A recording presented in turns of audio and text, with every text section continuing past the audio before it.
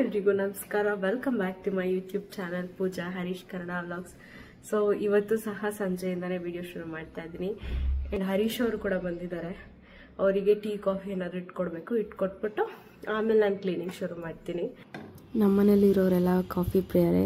So coffee ಅಂದರೆ ಅಷ್ಟು ಇಷ್ಟಪಡ್ತೀವಿ, ಇನ್ಕ್ಲೂಡಿಂಗ್ ಮೀ. ಬಟ್ ನಾನು PCOD ಇರೋದ್ರಿಂದ 1-2 3 ತಿಂಗಳ ಹಿಂದೆನೇ ಕಾಫಿ ಬಿಟ್ಬಿಟ್ಟೆ. ತುಂಬ ಕ್ರೇವಿಂಗ್ಸ್ ಆದಾಗ ಮಾತ್ರ ಎಲ್ಲೋ ಒಂದು ಕಪ್ ಮಾಡ್ಕೊಂಡು ಕುಡಿತೀನಿ. ಅದನ್ನು ಬಿಟ್ಟರೆ ನಾನು ಕಾಫಿನೇ ತಗೋತಾ ಇಲ್ಲ.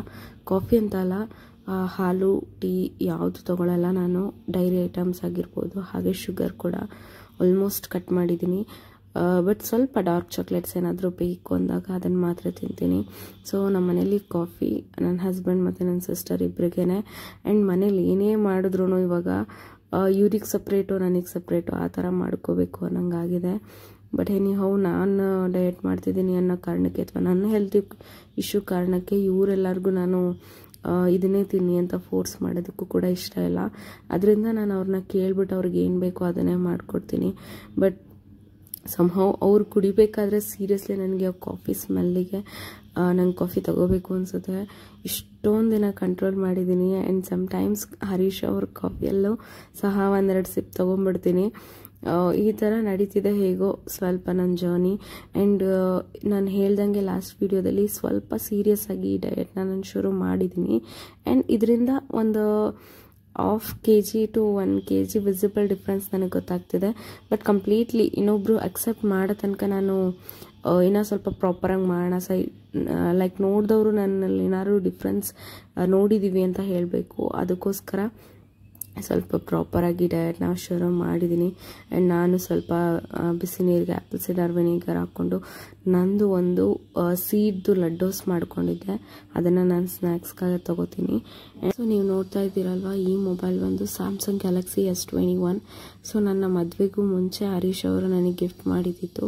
ಬಟ್ ಆದರೆ ಇದು ಸ್ವಲ್ಪ ವಾರ್ನಿಂಗ್ ಥರ ಅಂದರೆ ಹೀಟ್ ಆಗೋಕ್ಕೆ ಶುರುವಾಗಿ ಕ್ಯಾಮ್ರಾ ಆನ್ ಮಾಡಿದ್ರೆ ಸಾಕು ವಾರ್ನಿಂಗ್ ಬರ್ತಾಯಿತ್ತು. ನನಗೆ ಮೇಯ್ನಾಗಿ ಬೇಕಾಗಿದ್ದನ್ನೇ ಕ್ಯಾಮ್ರಾ, ಯಾಕಂದರೆ ವೀಡಿಯೋಸ್ ಮಾಡೋದ್ರಿಂದ ನಂಗೆ ತುಂಬ ಅವಶ್ಯಕತೆ ಇತ್ತು. ಅದು ಬಿಟ್ಟರೆ ಬೇರೆ ಯಾವುದೂ ಪ್ರಾಬ್ಲಮ್ ಇರಲಿಲ್ಲ ಫೋನಲ್ಲಿ. ಗೊತ್ತಿಲ್ಲ ನನಗೆ ಮತ್ತೆ ಯಾಕೆ ಸ್ಯಾಮ್ಸಂಗ್ ಗ್ಯಾಲಕ್ಸಿಗೆ ಶಿಫ್ಟ್ ಆಗಬೇಕು ಅಂತ. ತುಂಬ ಜನ ಹೇಳಿದ್ರು ಈ ಪ್ರೈಸ್ಗೆ ನಿಮಗೆ ಐಫೋನೇ ಬರುತ್ತೆ ತಗೋ ಅಂತ. ಬಟ್ ನನ್ನದು ಒಂದಷ್ಟು ಇಂಟೆನ್ಷನ್ಸ್ ಇದೆ. ನಾನು ಐಫೋನ್ ತೊಗೊಂಡ್ರೆ ಪರ್ಟಿಕ್ಯುಲರ್ ನಾನು ಚೂಸಿ ಅದೇ ಬೇಕು ಅಂತ. ಸೊ ಅದು ಒಂದು ಮನಸ್ಸಲ್ಲಿ ಸೆಲೆಕ್ಟ್ ಮಾಡ್ಕೊಂಡು ಇಟ್ಕೊಂಡಿದ್ದೀನಿ.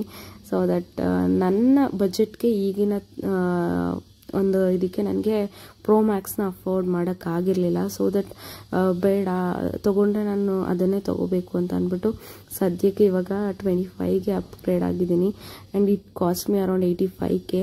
ಬಟ್ ಏನೂ ಮಾಡೋದಕ್ಕಾಗಲ್ಲ, ನನಗೆ ತುಂಬ ಅವಶ್ಯಕತೆ ಇತ್ತು ಇದು. ಸೊ ವ್ಯಾಲೆಂಟೈನ್ಸ್ ಡೇ ಟೈಮಲ್ಲೇ ಹರೀಶ್ ಅವರು ಹೇಳ್ತಾಯಿದ್ರು 16 ಅಥವಾ 16+ ತೊಗೋಬಿಡು, ನಿನ್ಗೆ ಯೂಸ್ ಆಗುತ್ತೆ. ಆ್ಯಂಡ್ ಹಳೆ ಫೋನ್ ನಾನು ಬೇಕಂದರೆ ನಾನು ಇಟ್ಕೊತೀನಿ.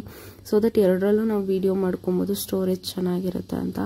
ಬಟ್ ನನಗೆ ಫೋನ್ಗೆಲ್ಲ ಇಷ್ಟು ಅಮೌಂಟ್ನ ಇನ್ವೆಸ್ಟ್ ಮಾಡೋದು ಸೀರಿಯಸ್ಲಿ ಇಷ್ಟ ಆಗಲ್ಲ. ನನಗೆ ಎಷ್ಟು ಪರ್ಟಿಕ್ಯುಲರ್ ಅಮೌಂಟಲ್ಲಿ ಅಂತ ಅಂದರೆ ತುಂಬ ನೋಡಿ ಮಾಡಿ ಖರ್ಚು ಮಾಡೋ ಅಂಥವಳು. ಸುಮ್ಮನೆ ಇದೆ ಅನ್ನೋ ಕಾರಣಕ್ಕಾಗಲಿ ಅಥವಾ ನಮಗೆ ತೋರಿಸ್ಕೊಳ್ಳೋದಕ್ಕಾಗಲಿ ತಗೋಬೇಕು ಈ ಥರದ್ದೆಲ್ಲ ಬುದ್ಧಿ ಅಥವಾ ಹುಚ್ಚು ನನಗಿಲ್ಲ. ತುಂಬಾ ಯೋಚನೆ ಮಾಡಿದ್ದೀನಿ. ಆಲ್ಮೋಸ್ಟ್ 2 ಸರಿ ನಾನು ಅಂಗಡಿಗೆ ಹೋಗಿ ಈವನ್ ಐಫೋನ್ ಸ್ಯಾಮ್ಸಂಗ್ ಎಲ್ಲ ಕಂಪೇರ್ ಮಾಡಿ ನಿಮಗೆ ಗೊತ್ತಿರೋ ಹಾಗೆ 16 ಅಥವಾ 16+ಗೆ ಟೈಟಾನಿಯಂ ಬಾಡಿ ಬರಲ್ಲ. ಸೊ ದಟ್ ನನಗೆ ಸ್ಯಾಮ್ಸಂಗ್ ಗ್ಯಾಲಕ್ಸಿಯಲ್ಲಿ ಟೈಟಾನಿಯಂ ಬಾಡಿ ಬರುತ್ತೆ. ಇದು ಹಾಗೆ ಕ್ಯಾಮ್ರಾ 8K ವರ್ಷನ್ ಅದೆಲ್ಲ ಕಂಪೇರ್ ಮಾಡಿ ಇದಕ್ಕೆ ಫಿಕ್ಸ್ ಆದೆ. ನನ್ನ ಹಸ್ಬೆಂಡ್ಗೆ 16 ಇಷ್ಟ ಆಗಿತ್ತು, ಅಂದರೆ ಐಫೋನ್ 16. ಬಟ್ ನಾನು ಇದನ್ನು ಇಷ್ಟಪಟ್ಟ ಕಾರಣ ಅವರು ಓಕೆ ನಿನ್ನಿಷ್ಟ ಯಾವುದೋ ಒಂದು ತಗೋ ಅಂತ ಹೇಳಿ ತೊಗೊಂಡು ಬಂದ್ವಿ ಫೈನಲಿ. ಬಟ್ ಓಕೆ, ಖುಷಿ ಇದೆ. ನನ್ನ ವೀಡಿಯೋಸ್ಗೆ ಸಪೋರ್ಟ್ ಮಾಡಿರೋ ಅಂಥ ಈ ಹಳೆ ಫೋನು, ಇದ್ರ ಮೇಲೂ ಅಷ್ಟೇ ನಂಗೆ ಸಖತ್ತು ಎಮೋಷನ್ಸ್ ಇದೆ. ಯಾಕೆಂದರೆ ಬಿಫೋರ್ ಮ್ಯಾರೇಜ್ ನನ್ನ ಮದುವೆ ಒಂದಷ್ಟು ಫೋಟೋಸ್ಗಳನ್ನ ಆಗಿರ್ಬೋದು, ಅವಾಗೆಲ್ಲ ಎಷ್ಟು ಚೆನ್ನಾಗಿ ಬರ್ತಾಯಿತ್ತು ಕ್ಯಾಮ್ರಾ ಅಂತ ಹೇಳಿದ್ರೆ. ಇವಾಗಲೂ ಏನು ಕ್ಯಾಮ್ರಾ ಹಾಳಾಗಿದೆ ಅಂತ ನಾನು ಹೇಳ್ತಿಲ್ಲ, ಕ್ಲಾರಿಟಿ ವೈಸ್ ಚೆನ್ನಾಗಿದೆ. ಬಟ್ ಸ್ವಲ್ಪ ಫೋನ್ ಹೀಟ್ ಆಗ್ತಾಯಿದೆ. ಆ್ಯಂಡ್ ಇನ್ನೊಂದು ಮಿಸ್ಟೇಕ್ ಏನು ಅಂದರೆ ನಮ್ಮ ಕಡೆಯಿಂದನೂ ಸ್ವಲ್ಪ ಇಶ್ಯೂಸ್ ಆಗಿದೆ ಆ ಫೋನ್ ಮೇಲೆ. ಸೊ ದಟ್ ಅದನ್ನ ಅಷ್ಟೆಲ್ಲ ಟಾಲರೇಟ್ ಮಾಡ್ಕೊಂಡು ಇನ್ನೂ ನಮ್ಮ ಜೊತೆ ಇದೆ ಅಂತಂದರೆ ಅದಕ್ಕೆ ಹ್ಯಾಟ್ಸ್ ಆಫ್ ಹೇಳಲೇಬೇಕು. ನಾವು ಫೋನ್ ಪರ್ಚೇಸ್ ಮಾಡ್ಕೊಂಡು ಬಂದಮೇಲೆ ಯಾಕೋ ಏನೋ ಗೊತ್ತಿಲ್ಲ ವಾರ್ಡ್ರೋಬ್ನ ಕ್ಲೀನ್ ಮಾಡಬೇಕು ಅಂತ ಅನಿಸ್ತು. ಹೇಗೂ ಕ್ಲೀನ್ ಮಾಡ್ತಿದ್ದೀವಿ, ಅದನ್ನು ಒಂದು ವಿಡಿಯೋ ಮಾಡ್ದಂಗೆ ಆಗುತ್ತೆ ಅಂತ ವಿಡಿಯೋ ಮಾಡ್ತಾಯಿದ್ದೆ. ಅವ್ರು ಬೇರೆ ಹೊಸ ಫೋನ್ ತೊಗೊಂಡಿರೋದಕ್ಕೆ ಫುಲ್ ಎನರ್ಜೆಟಿಕ್ ಆಗಿಬಿಟ್ಟಿದ್ಯಾ ನೋಡು, ಎಷ್ಟೊಂದೆಲ್ಲ ಬಟ್ಟೆ ಮಾಡಿಸ್ತಿದ್ಯಾ ಹಂಗೆ ಹಿಂಗೆ ಅಂತ ಹೇಳ್ತಿದ್ರು.